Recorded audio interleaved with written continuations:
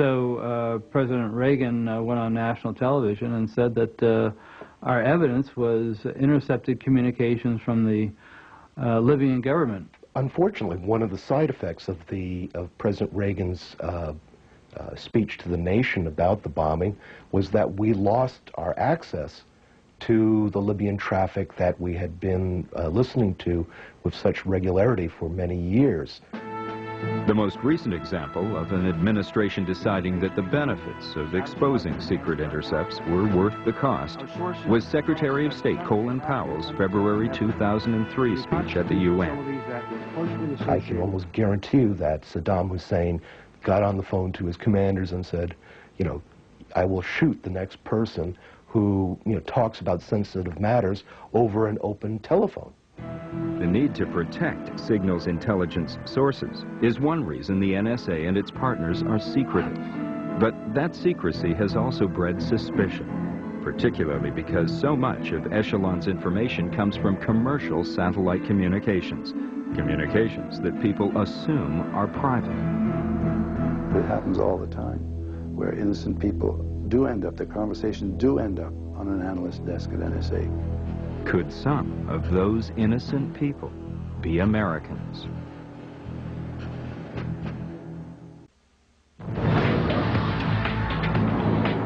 Today's technology, including supercomputers and satellite communications, has enabled Echelon to become a spy superpower with what many believe are frightening capabilities.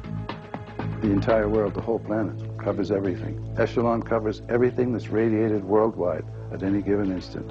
Mike Frost spent 20 years as a spy for CSE, the Canadian counterpart to the NSA. He is the only high-ranking former intelligence agent to speak publicly about the Echelon program. Everything is looked at. The entire tape is looked at. And the computer sorts out what it is told to sort out, be it, say, by keywords such as bomb or terrorist or blow up. But is it possible that an innocent conversation between two ordinary people could wind up on the desk of an NSA analyst? Not only possible, not only probable, but factual. While I was at CSE, a classic example, a lady had been to a school play the night before, and her son was in the school play, and she thought he did a lousy job. Next morning, she was talking on the telephone to her friend, and she said to her friend something like this, "So Danny really bombed last night." Just like that. The computer spit that conversation out. The analyst, erring on the side of caution, he listed that lady and her phone number in the database as a possible terrorist.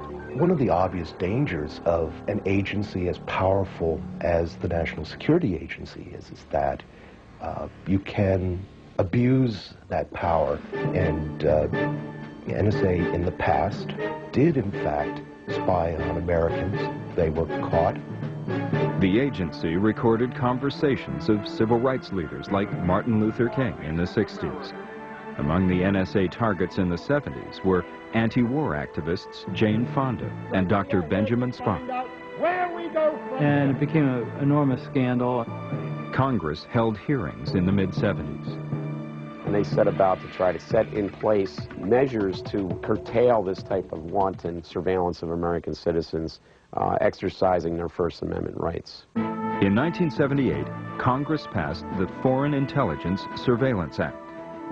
From then on, NSA was required to go to get a warrant if they want to eavesdrop on a U.S. citizen. But what they did was they established a very secret court in order for them to get the warrant. The restrictions of American law are two primarily. One is whatever it is we do must have a foreign intelligence purpose. And secondly, even in pursuing this foreign intelligence purpose, the law requires us to do everything reasonable to prevent us from touching communications to, from, or about Americans. Admittedly, this has become more difficult with the explosion of telecommunications. I won't deny that the way the world communicates now, there is the potential all the time of bumping into American communications. To say that we do that intentionally would be absolutely wrong. We try to safeguard against it in every step of the process. The NSA is required to delete all references to unauthorized American eavesdropping in reports to their customers, who include the FBI, CIA, and the White House. If we're collecting against a person we believe to be a foreign target and turns out to be an American person, that is someone who is protected by the Fourth Amendment, we have to stop. I mean, turn it off. That is no longer a legitimate target. I have every reason to believe that NSA has not spied on Americans since 1975. Part of the reason is with the world's telecommunications systems growing so rapidly, NSA doesn't have the resources to spy on its targets overseas, much less devote any resources to spying on Americans. While the law is clear-cut about domestic eavesdropping, outside the United States, where the NSA and its English-speaking allies share information through Echelon, the rules are not so clear-cut. Wayne Madsen is a former Navy lieutenant who had been assigned to the NSA.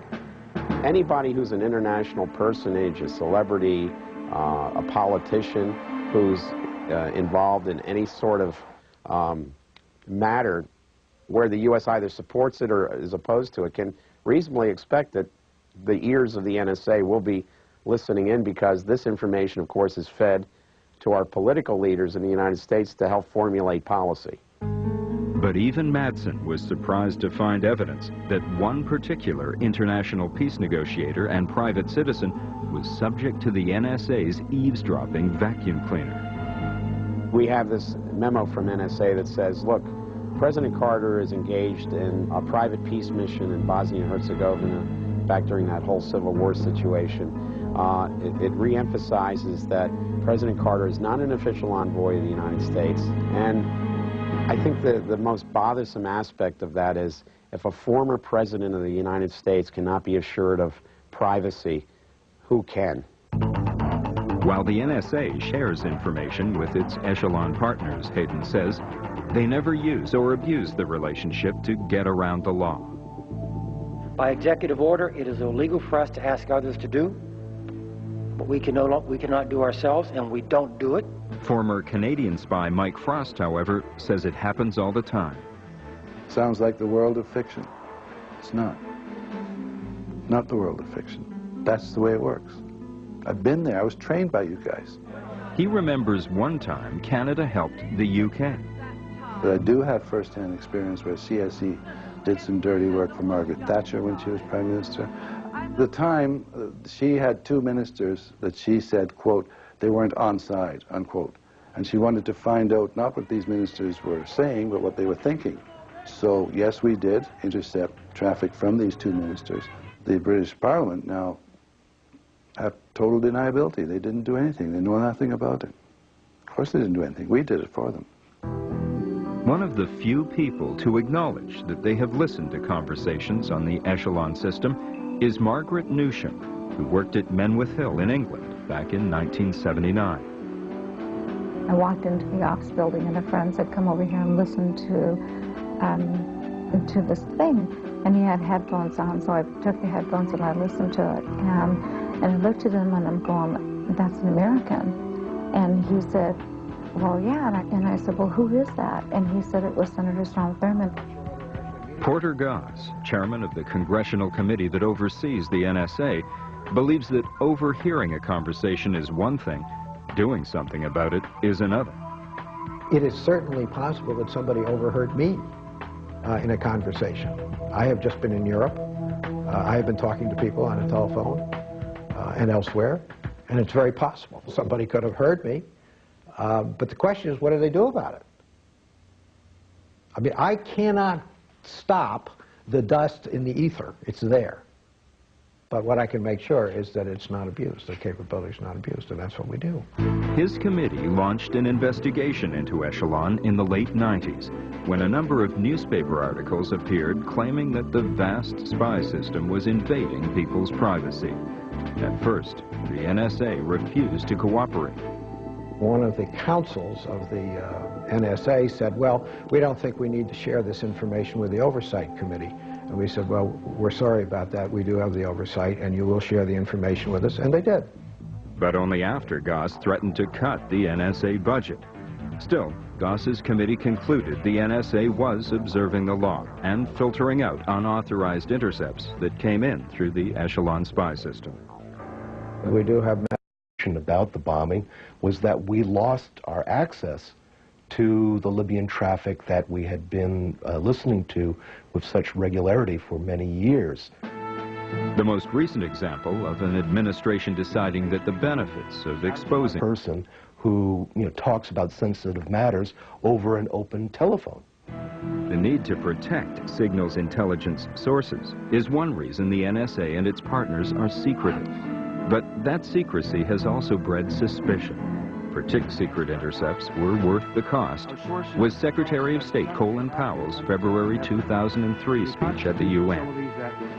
I can almost guarantee you that Saddam Hussein got on the phone to his commanders and said, I will shoot the next... Particularly because so much of Echelon's information comes from commercial satellite communications.